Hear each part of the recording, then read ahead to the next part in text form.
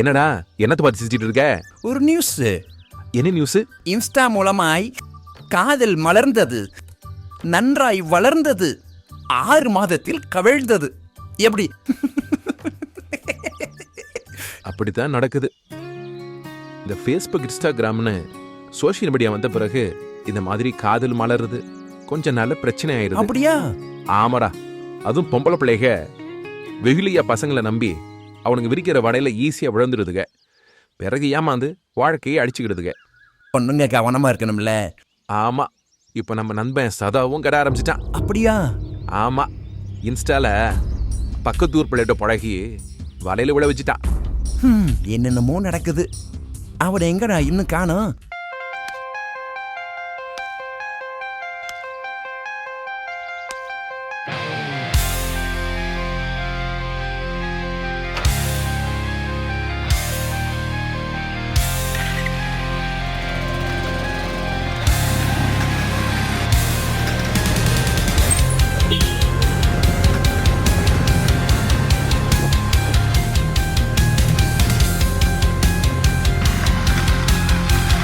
இந்த வந்துட்டான்டா.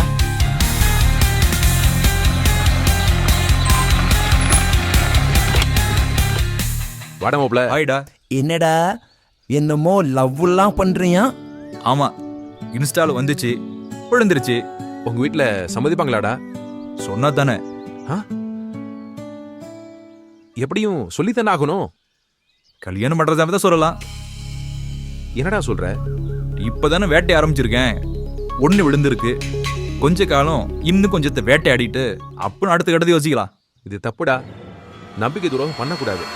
இந்த மாதிரி ஏமாந்து சில பிள்ளைக தங்களோட வாழ்க்கையை முடிச்சுக்கிடுது. அதாவது மாப்ள, காற்றுள்ள போதே தூற்றிக்கொள்ள சொல்லுவாங்க. இப்ப காத்தடிக்குது, தூற்ற ஆரம்பிச்சிருக்கேன். நீ தப்பா போற, அவ்வளவுதான் நான் சொல்ல முடியும். இவதுக்கு இங்க வரா? அண்ணா, என்ன லிசி?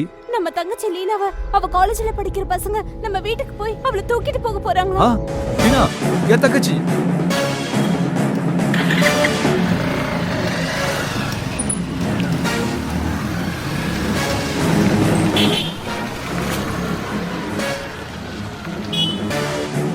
என்னடா இது? வாடா நம்மளும் போவோம். வட்டியடு.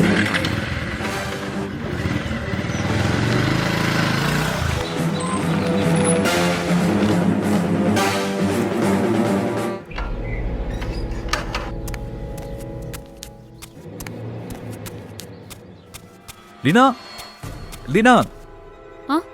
என்னன்னா? உன்னை அவன் கூட காலேஜ்ல படிக்கிற பசங்க தூக்கிட்டு போக போறாங்கன்னு லிசி சொன்னா. அதான் அன்னை பதறி வந்திருக்கேன். அதுக்கு நீயே பதறிட்டு வந்த? நீ என்னோட தங்கச்சி, உனக்கு எந்த பாதிப்பும் வந்துடக்கூடாது இல்ல? பாதிப்பு வந்தா என்ன? நீ என்ன பேசுற? நீ என் கூட பிறந்த தங்கச்சி. உன்னோட தங்கச்சி பாதிக்கப்படக்கூடாது, ஆனா மத்த பிள்ளைங்க பாதிக்கப்படலாம்ல? நீ என்ன சொல்ற? உன்னாலயும் ஒரு புள்ள பாதிக்கப்பட்டிருக்குன்னு சொல்றேன். நேத்து உன்னால பாதிக்கப்பட்ட லேக்கா என்ன பார்க்க வந்தாங்க. என்ன சொல்றீங்க? ஆமா, உன்னோட அண்ணன் என்ன லவ் பண்றேன்னு சொல்லி ஏமாத்திட்டான். இன்ஸ்டால 2 பேரும் ஃப்ரெண்ட்ஸா இருந்தோம். ஒரு கட்டத்துல உங்க அண்ணன் தான் உன்னை எனக்கு பிடிச்சிருக்கு, நான் உன்னதான் கல்யாணம் பண்ணுவேன்னு சொல்லி என்னை நம்ப வச்சு இப்ப என்னை ஏமாத்திட்டான்.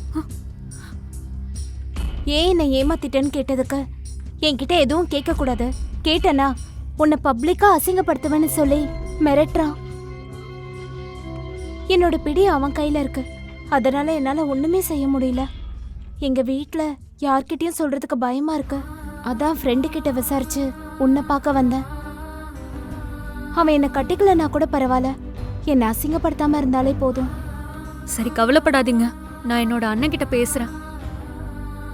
என்னை காப்பாத்து ப்ளீஸ், நான் உன்னைதான் நம்பி இருக்கேன். சரி, கவலைப்படாதீங்க. வீட்ல எங்க அம்மா அப்பாக்கு தெரிஞ்சா அவங்க உடைஞ்சு போயிடுவாங்க. சரி, கவலைப்படாம போங்க, நான் என்னோட அண்ணன் கிட்ட பேசுறேன். ரொம்ப தேங்க்ஸ். ஓகே. இது ஒரு பொண்ணோட வாழ்க்கை.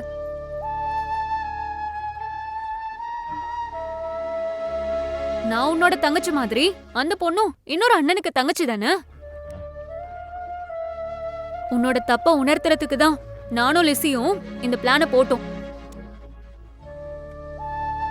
பெண்கள் பாவம்னா, நாங்க ஏற்கனவே உடல் ரீதியா கஷ்டப்படுறோம். எங்களை நீங்க மன ரீதியாவும் கஷ்டப்படுத்தினா எங்களால தாங்க முடியாதுண்ணா. ஒவ்வொரு பெண்களுக்கும் ஒரு வாழ்க்கை இருக்கு. உன்னோட தங்கச்சிக்கு ஒரு பாதிப்புன்னு உடனே பதறி போய் ஓடி வர. ஏன்னா அன்பு. இதே மாதிரி எல்லா பொண்ணுங்களையும் சகோதரியா பாருண்ணா. முதிர் வயதுள்ள பெண்களை தாய்களை போலவும் இளம் பெண்களை சகோதரிகளை போலவும் பாவிக்கணும்னு தான் வேதம் சொல்லுது. பெண்களை தவறான கண்ணோட்டத்துல பார்க்காம, பெண்களை தவறா காட்டுற விஷயங்களை பார்க்காம அக்கா தங்கச்சியா பாருன்னு. நம்ம படைத்த ஆண்டவரோட நல்ல உறவு வச்சுக்கிட்டேனா இந்த மாதிரி தவற நடக்க மாட்டேன். வேதமே வெளிச்சம்.